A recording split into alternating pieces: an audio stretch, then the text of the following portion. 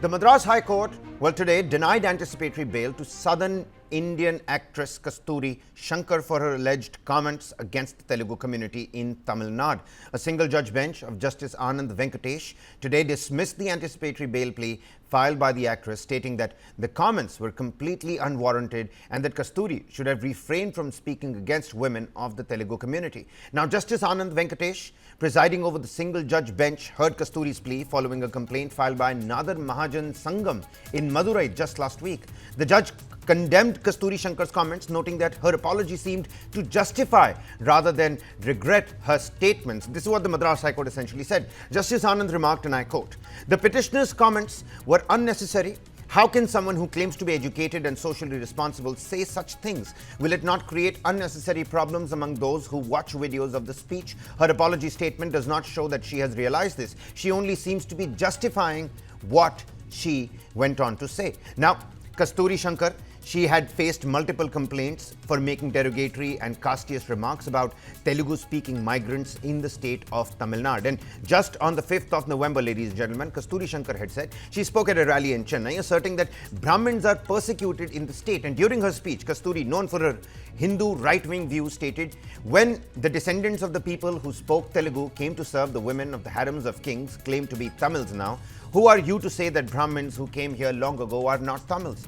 This is why they cannot call themselves Tamilargal Munitra Kajgam and found a term called Dravidians instead." Now, it's notable that the Telugu ancestry of prominent figures like late Chief Minister M. Karunanidhi and Dravidian leader Periyar has often been used to label them as non-Tamils. But Kasthuri's remarks drew widespread backlash, including criticism for the Bharatiya Janata Party. She later issued an apology, clarifying that her comments were contextually specific to certain people and not general to the greater Telugu community. Meanwhile, in Chennai, the Egmore F2 police have booked the actor under various sections of the BNS.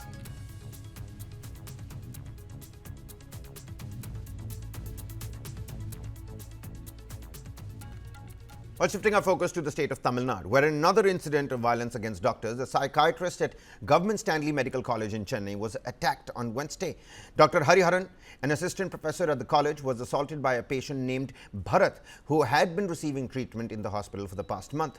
Dr. Hariharan sustained injuries to his face and received immediate medical attention. He is reported to be currently in a stable condition. But media reports claim that Dr. Hariharan, he was in the OPD area. Of course, a lot of people in an OPD section when he was attacked. Staff members and bystanders quickly overpowered the patient at this point in time. But big questions that have now been raised over the safety of the medicos in the state of Tamil Nadu. And even as we're talking about it, the latest on the stabbing case in Chennai, the Tamil Nadu Government Doctors Association, it is called off their strike. Ladies and gentlemen, that's the latest that we're picking up.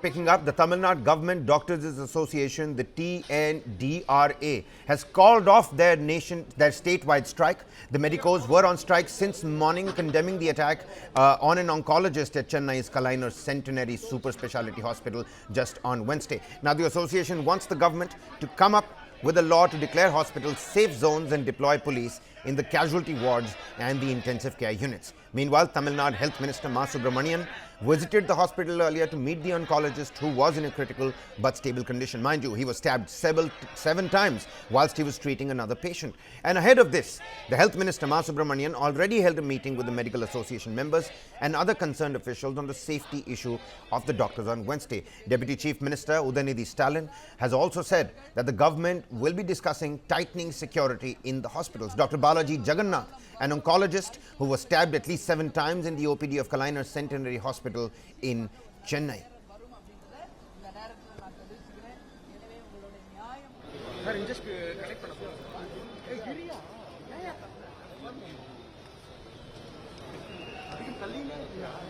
He is come out of danger and he has been out of all monitors and he is very stable and he had a normal morning diet.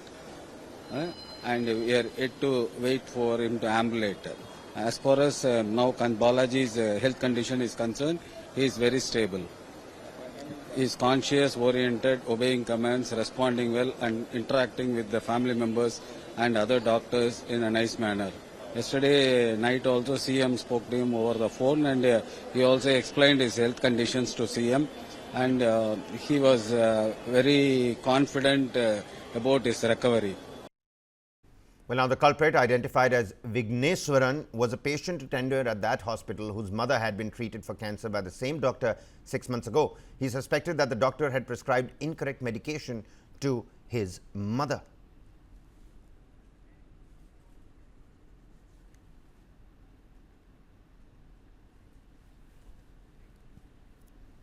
All right then, shifting our focus here to the state of Karnataka.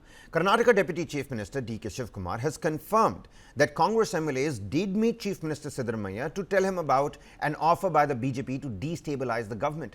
Karnataka Chief Minister Siddaramaiah had only yesterday alleged that the opposition BJP had offered rupees 50 crore each to 50 Congress MLAs to remove or destabilize his government. He said none of the Congress MLAs agreed with it, due to which the BJP is now resorting to filing false cases against Siddaramaiah. Let's listen in to what D.K. Shivkumar and several other Congress MLAs had to say. Said that he is going to remove the government, and Mr. Devegowda said that he is not sleep till he removes his government. So, a lot of information are coming from the BJP side also to us, and they have spoken to some of our MLAs. I will discuss with CM and we'll come back to you on that. BJP has done it earlier. They have that history, isn't it? And earlier government also, they had purchased MLAs and toppled the government and farmed the government and looted the state. Yeah, earlier government. So now also they are trying to attempt it because they are feeling they are out of power, they are feeling they are out of water. Like a fish out of water, they are doing the same thing again. 6 months they are trying, but they failed. No MLA is ready to go with those people. Yeah. Now they failed in that. They are making allegations against Siddaramaiah and our Congress party. They will never succeed. They will be another 3.5 years. Next 5 years, they will be in opposition only. At this point in time, Chief Minister Siddaramaiah saying that the BJP is getting in touch with at least 50 Congress MLAs, offering them 50 crore rupees each to destabilize his government. My colleague Mohammad Wajiullah has more information on this front. Let's listen in. Chief Minister, who in a speech yesterday announced that close to 50 MLAs were approached by the opposition government in an Operation Kamala, where each of them were offered 50 crore rupees to destabilize the Siddaramaiah government. And these MLAs had then come to the Chief Minister and reported to the Chief Minister that this is what had happened. Because time and again, the Chief Minister has been saying this, how the opposition has been attacking him with regards to Valmiki scam, Muda scam, and the Waqf board issue. And this particular thing was announced yesterday by the Chief Minister in a speech that he gave in Mysore.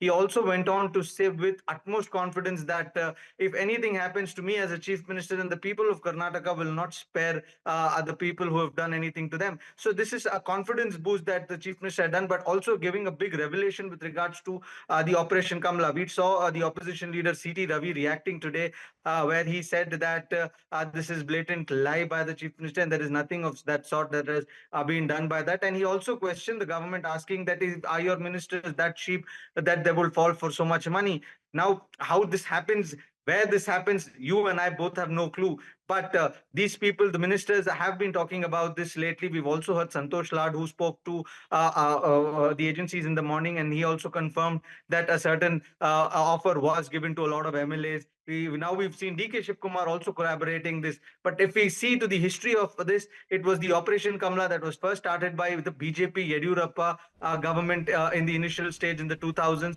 And that has been following, and it has made Karnataka famous for that when it comes to Operation Kamala. And that is what the Chief Minister has also utilized when he said this yesterday in a speech in Mysuru. All right then, shifting our focus to poll-bound Maharashtra, ladies and gentlemen, where the Katoge Batoge slogan seems to be making the Mahayuti alliance in the state a little bit uneasy ahead of the assembly polls. Now, take a look at this. BJP Member of Parliament and former Maharashtra Chief Minister Ashok Chavan, he said that the slogan "Batenge to Katenge" is not in good taste and irrelevant, and the people will not appreciate it.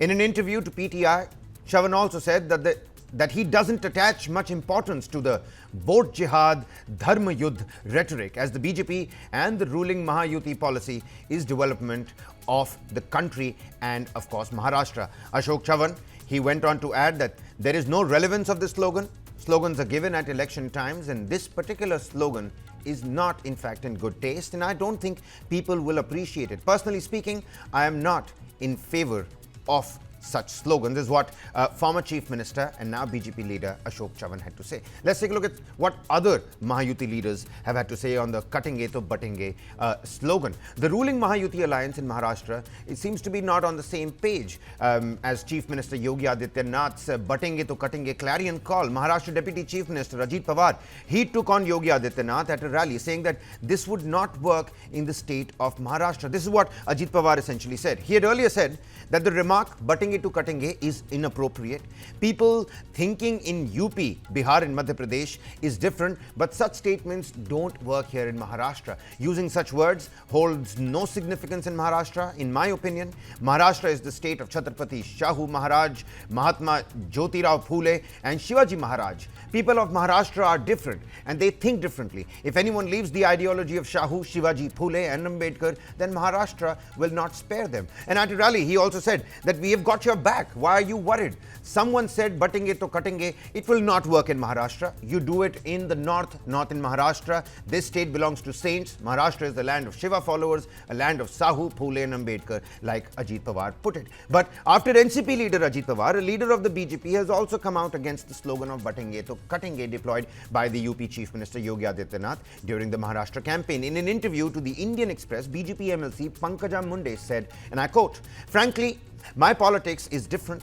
I won't support it just because I belong to the same party. My belief is that we should work on development alone. A leader's job is to make every living person on this land their own. Therefore, we would not need to bring any such topic into Maharashtra." At the same time, Pankaja Munde also added that this was said in a different context and in the political situation of Uttar Pradesh. The meaning of that is not what we are using in Maharashtra. Modi ji has given justice to everyone. He did not see caste or religion when he gave rations, housing or cylinders to the people, of course, heaping praises on the Prime Minister. But notably, Uttar Pradesh Chief Minister and senior BJP leader Yogi Adityanath has been raising the slogan of Batenge to Katenge in his rallies ahead of the November 20 Maharashtra Assembly by-polls. The Mahayuti certainly divided on the use of that slogan for Maharashtra.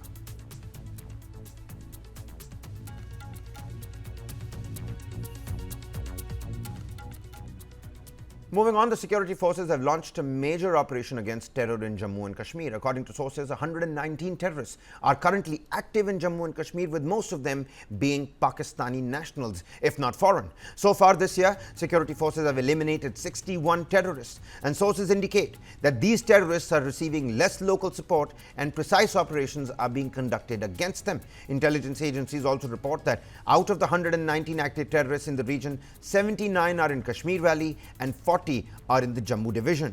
Security forces have neutralized 61 terrorists to date, with 16 killed along the LOC and 45 in the hinterland. Additionally, 25 attempts at infiltration were foiled by the security forces.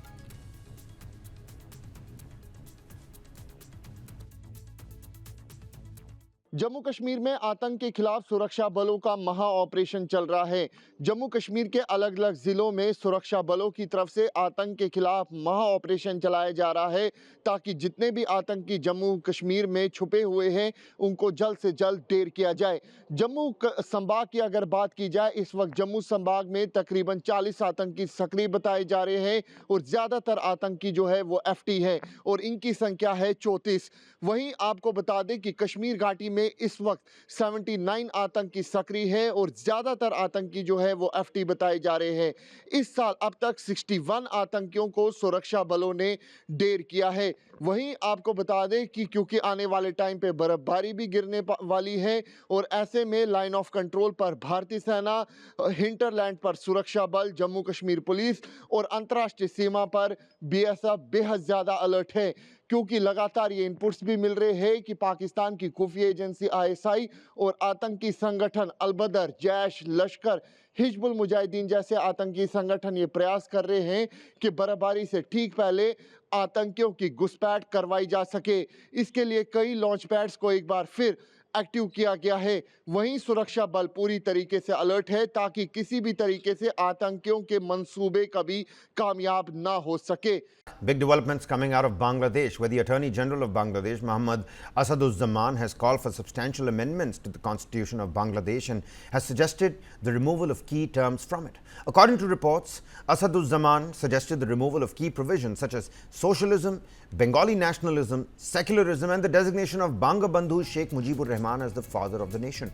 Now, the remarks were made during the 5th day of hearings at the High Court on the legality of Bangladesh's 15th constitutional amendment. Addressing Article 8 of the Constitution, Asaduzzaman argued that socialism and secularism do not reflect the realities of a nation where 90% of the population is Muslim. He advocated for reinstating the original phrasing, which emphasized unwavering faith in Allah. He also questioned the relevance of Bengali nationalism in Article 9, calling it inconsistent with modern democratic principles. And he also argued that these changes would align the Constitution with the country's democratic and historical ethos.